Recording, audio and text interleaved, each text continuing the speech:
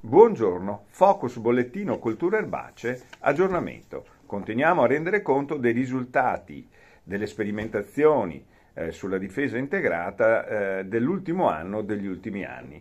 Tra queste sperimentazioni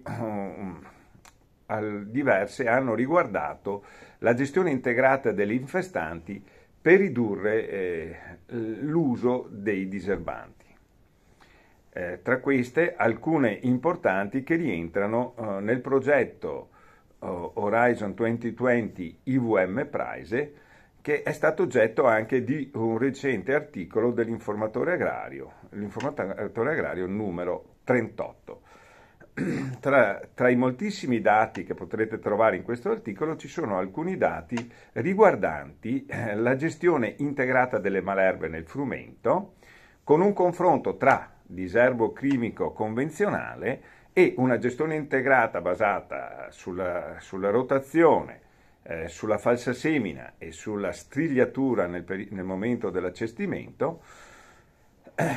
Questo confronto ha consentito di vedere come si possono ottenere buoni risultati produttivi, del tutto paragonabili a quelli del convenzionale, anche procedendo a questo approccio integrato con le strigliature. Questo è emerso in modo chiaro sia in sperimentazioni su superfici ridotti nell'azienda Toniolo, l'azienda sperimentale dell'università nel periodo 2018, 2019, 2020, sia nelle aziende pilota dimostrative di Veneto Agricoltura, dove il confronto ha riguardato appezzamenti interi che sono stati gestiti con il diserbo chimico convenzionale e altri in confronto gestiti con questo approccio integrato.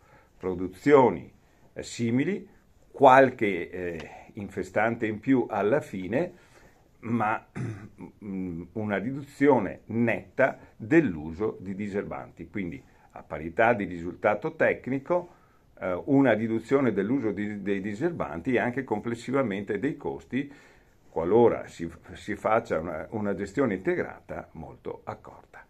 Alla prossima!